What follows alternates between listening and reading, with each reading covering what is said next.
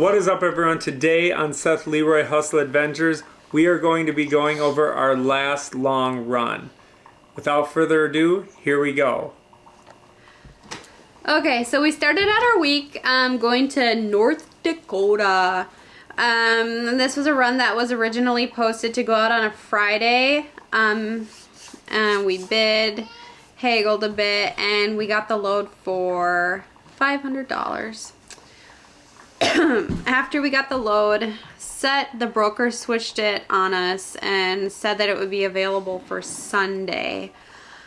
But because he switched it, we got to have our choice of time. So I think you ended up picking it up at like, what, 5 o'clock on Sunday or something like that? Yep.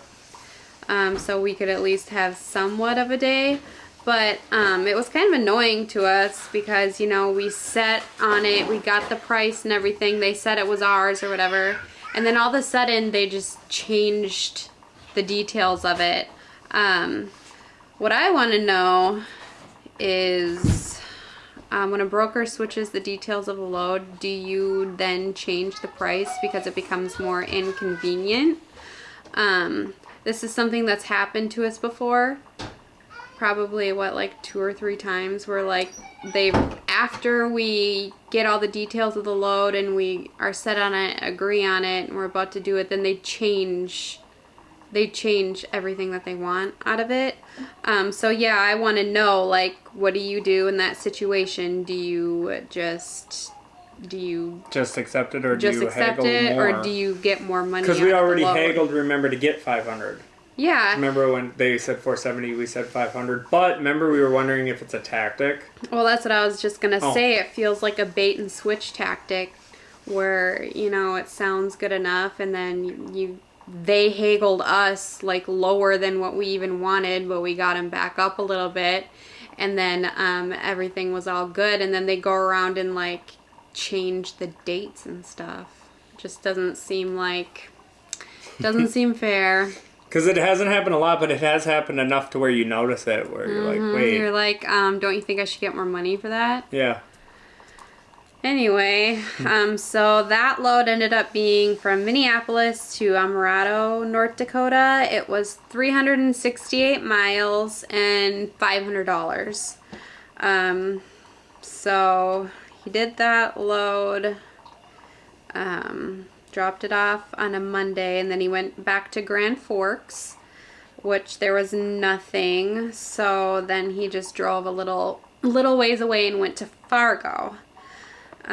Fargo actually ended up being a honey hole for us, and you'll see why. From there, he got a couple more loads out of Fargo where he kept running back and forth. And they weren't very long runs either, and he got them for like 500, 550. So anyways, so from Fargo he went to Wapton to Bismarck and then back to Fargo again. Kind of did a round trip thing because in North Dakota, pretty much the best place to pick up is Fargo. Luckily that's close to us.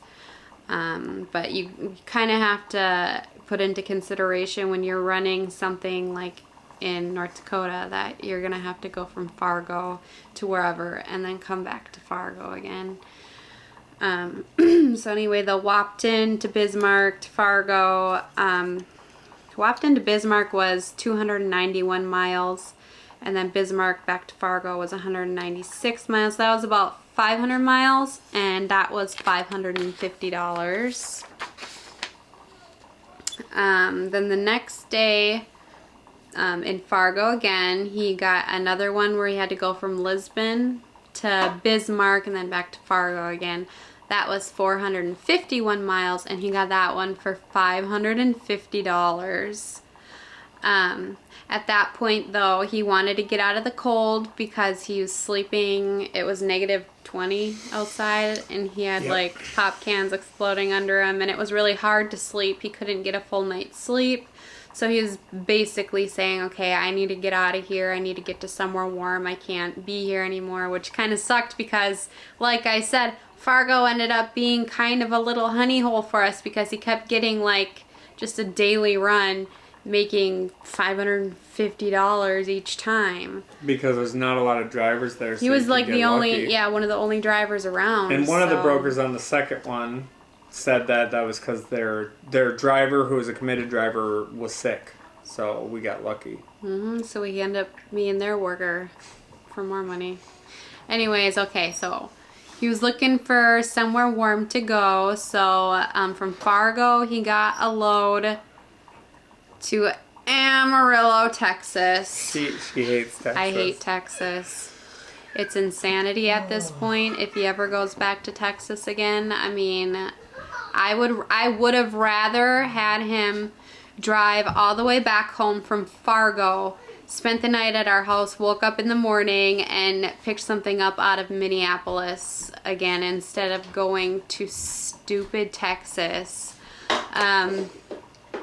That's what he should have done, but that is not what he did. So he picked up the one to Texas. It was for 1,100 miles, and it was for $1,100. This was a direct run, which he did overnight on very little sleep.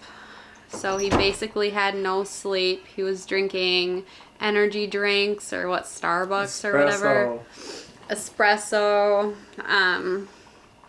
Yeah, so we're pretty much 0 for 2 with Texas because when he got to Texas, there were no loads coming out of Texas. Not even, because our plan is usually to get to Texas to just take a cheap one to get out of there, just to get out, and literally there was nothing. So then the next place to go was Oklahoma. And last time when you got there, you didn't get anything out of Texas either, and didn't you go to Oklahoma again? So, okay, so we went to Oklahoma, nothing. But this time Oklahoma had a lot we bid it on. Yeah. But yeah, nothing that connected, yeah. Yeah. Then St. Louis. Time and gas was wasted. What should have been an $800 or so profit in Texas ended up only being like $600. For the time he was there, that really, because we kind of go by day when we figure out profit, that really lowered our whole amount, our daily goal, basically. I hate Texas, so we made the mistake again on a long run. That was our mistake we made on our last longer run, the 10-day run. So that's what slowed us down. So I'll never, if he ever says, okay, Texas, or tells me there's a Texas, there's no way. I'm going to be like, nope. Well, see, a lot of people say that's why they'll sit a day or two and they're cool with that. But we're not as cool with that. We just want to go to areas that are... I'd rather just stay moving than sit, because otherwise it's like, I don't know, he could have just gone anywhere else. Because, okay, this one to Texas was like $1,100 direct, like no sleep, for 1,100 miles. It was like, it wasn't worth it. He had one where he went to Florida from Minnesota, and that one was for $1,700. So Texas is cheap. They're cheap to get out. You either... She just hates Texas. Yeah, it's cheap. Texas is cheap. And you get stuck there, and you gotta wait days there. And if you don't want to wait, you have to drive, and it takes time and money to get out of Texas. It's just like a freaking... It's like when you're playing ping pong, and I always refer to this cargo van stuff as like ping pong, because if you get like pinged like somewhere into like Wisconsin or Michigan or like in there, you're like in the bonus area, you know, just pinging back and forth, gaining bonus points, like picking up like money as points or whatever. But like, I don't know, there's like an area in ping pong where your ball just kind of goes down and then it like gets dropped into a hole, and that's Texas to me. It's just, I hate Texas. Um, so anyway, like I said, he had to go all the way from Texas to St. Louis. While he was in St. Louis, he ended up getting another run where he'd pick up. It wasn't too far away from St. Louis to go to this spot in Illinois to pick something up to deliver to Kansas City. So that run ended up being 343 miles, and that was for $350. So he got that one done, and then he waited around, how long, like for a day or something. I mean, he got done with that fairly early in the day, and then couldn't find anything else for the rest of the day, and then the next day after that, he waited and there was nothing. So pretty much, he just decided to come home at that point. Like, we figured out, we looked at our money and stuff, and we figured out, okay, we can cut this here, this there, whatever. Just come home. At this point, I'd value like having you home and having family time over you being out to try to, like, you know, get to pull together a couple $100 more or whatever. And two, the kids were getting on my nerves, so I just wanted him home. So, yep, he headed home. So, for 7 days he was out. All of the totals from each job ended up being $3,050. Gas and food was $1,168.95, and then the total profit for the 7 days was $1,881. So we left we left $376 in our business account for savings, taxes, whatever, and then into our personal checking account from that we deposited $1,505. Let's see, what else? Oh, and I just wanted to let you know that so we'll go out for 7 days or whatever, and then he'll come home and he'll have like a week off. But within that week, he stays open to taking runs that are to like just our local like states around us. So like for instance, he just made $600 going to Wisconsin a couple days ago. So that all gets added into our monthly stuff too. So I mean, it's kind of nice. He can go make a large chunk of money, come back home, hang out, and then just like do like an overnight thing where he's like, okay, I'm gonna just go run this to Wisconsin and come back and make a quick $600. So I mean, not too bad.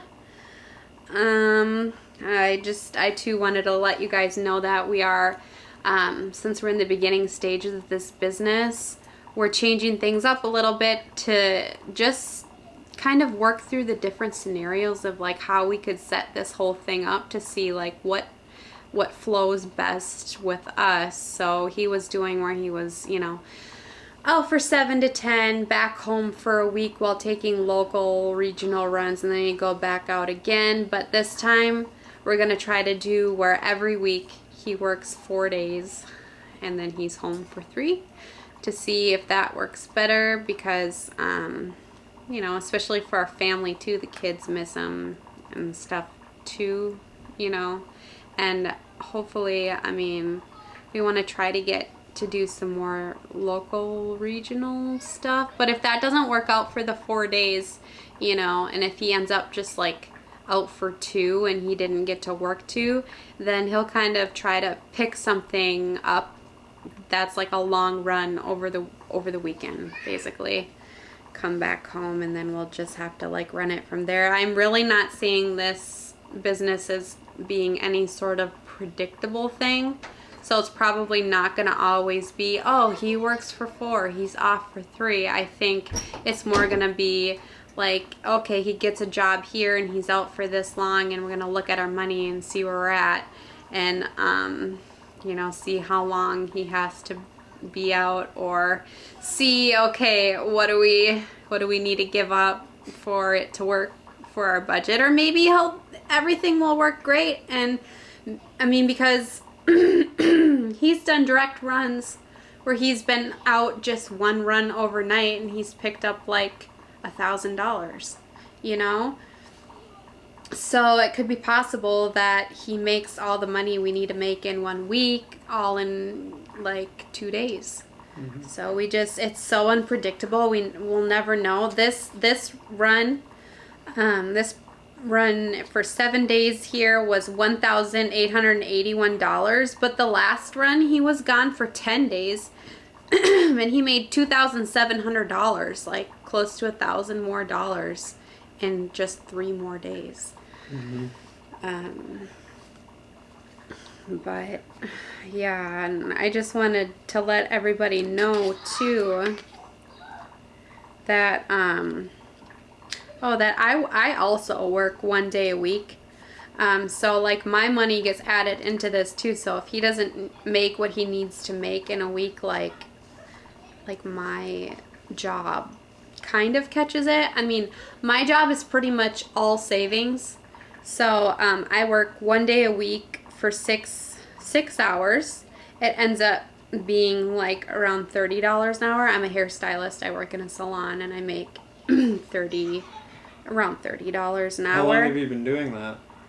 For 16 years. I've been a hairstylist for 16 years. So that ends up being like $600 to $700 per month just going to savings anyways. So pretty much at the end of the month we just have to look at all of our money, add it all up together, delegate where it's gonna go, because it, like I said, it is unpredictable.